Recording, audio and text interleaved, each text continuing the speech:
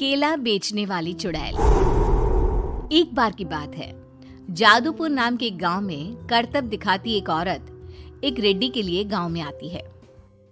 आइए आइए मेहरबान कदरदान, खाइए रोहड़ा के ताजे ताजे केले। कभी खाए नहीं होंगे ऐसे केले, पीले पीले केले खाइए। ये कहकर रोहड़ा हाथों में 4 केले लिए उन्हें सर्कल में जोर जोर से हवा में उछालती हुई करतब दिखाती है, जिसे देखकर आसपास के सारे बच्चे अपने अपने मम्मी पापा से उस औरत के पास जाने की जिद करने लग जाते हैं। पापा, ऐसा तो सर्कस में बॉल से होता है ना, ये आंटी तो केले से कर रही है। चलिए ना पापा, देखते हैं। रोहड़ा एक पतली सी तार पर चलती हुई केलों से करतब दिखाती है। आते जाते सभी लोग बाहर रुककर उसके करतब देखते हैं और वाह वाही करते नहीं थकते। जैसे ही एक आदमी पास आकर उसे पैसे देने लग जाता है, तब वो कहती है, अरे नहीं नहीं साहब, मैं करतब तो बच्चों के मन को बहलाने के लिए करती हूँ। धंधा तो मेरा केले का है।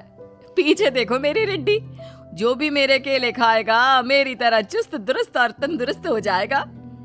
पता चलता है क्या कि मेरी उम्र 55 की है। अरे पर ऐसे ठंड के मौसम में कोई केला क्यों खाएगा? ये ऐसे वैसे केले नहीं है साहब, ये शरीर में गर्मी देते हैं। ठंड को दूर भगाए जो भी रोहिणा के केले खाए।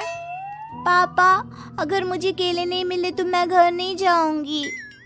तभी उसके पापा कहते हैं कि बेटा, केले ठंड में कभी गर्मी नहीं देते। ये सब कहने की बातें हैं, सामान बेचने का तरीका है इनका। पर पिंकी नहीं मानती। मैं केले खाऊंगी। पिंकी की जिद के आगे नत्थू हार जाता है और उसे केले खरीद कर दे देता है।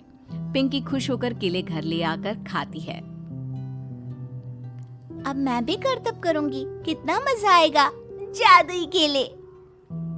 पिंकी पहला केला खत्म भी नहीं करती कि वो बेहोश हो जाती है।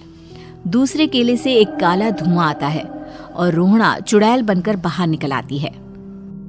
मेरे भूतिया केले बच्चे न खाए, ऐसा हो ही नहीं सकता। जादूपुर वालों, कब तक बचोगे? आ गई हूँ मैं रोहड़ा, जिसका कोई नहीं कर सकता सामना। रोहड़ा पिंकी को गोद में उठाकर काले धुएं में कहीं गायब हो जाती है। शाम के वक्त नत्थू घर लौटता है और पिंकी को घर में ना पाकर उसकी माँ से कहता है, माँ पिंकी कहाँ है? अरे बेटा, उसे तो तू सुबह करतब दिखाने ले गया था ना, फिर कहाँ वापस आए तुम दोनों? मुझे लगा तू उसे अपने साथ मंडी ले गया होगा। हे भगवान, मेरी बच्ची कहाँ गई? मैं उसे घर ही तो छोड़कर गया था माँ। नत्थू गांव के घर कोने में अपनी बेटी को ढूंढता है, पर उसे वो कहीं नहीं मिलती।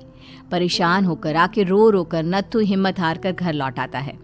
अगली सुबह रोहड़ा फिर से करतब दिखाने आती है और इस बार पिंकी की तरह रोनी केले खरीद लेता है। 50 रुपए दिए थे पापा ने, सारे पैसों की मैंने केले खरीद लिए हैं। अब मैं भी आंटी की तरह ही करतबबाज बन जाऊंगा। यही सोचते हुए रोनी केले खाता है और पहला अकेला केला आधा खत्म भी नहीं करता कि चुड़ैल उसके सामने आ जाती है। मेरे साथ चलने का समय आ गया है रोनी।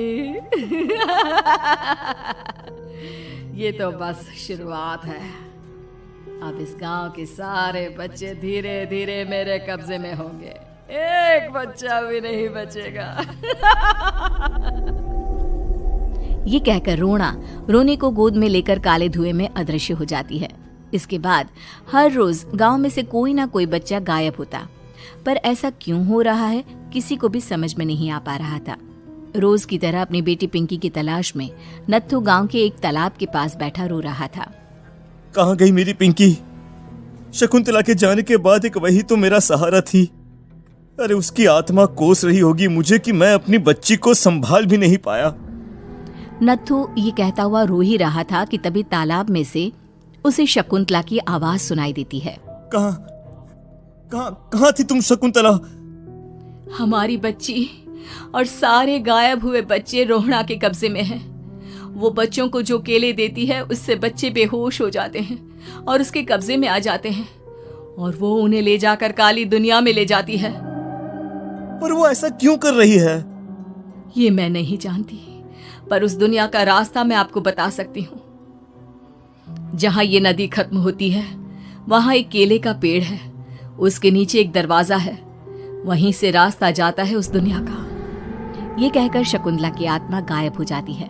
गांव के सभी लोग झुंड बनाकर उसी रास्ते से काली दुनिया में चले जाते हैं और वहां देखते हैं कि सारे बच्चे वहां काम कर रहे थे। पापा मुझे ले चलो यहाँ से। पापा पापा। सभी बच्चे अपने मम्मी पापा से लिपट जाते हैं। तो तुम लोग यहाँ तक आ गए? क्यों हमारे बच्चों को पकड़ लिया तूने? तुझे शिकार ही बनाना है तो ले, हम सब आ गए हैं, हमें खा ले। नहीं, मुझे बच्चे चाहिए, मेरे बच्चे के बदले तुम लोगों के बच्चे। क्या मतलब? मैं इसी गांव में रहने वाली एक औरत थी। केले की चोरी के इल्जाम में मेरे बेटे को गांव वालों ने इतना मारा कि वो मर गया। उसी दिन मैंने ठान लिया कि गांव वालों का भी वही हाल करूंगी।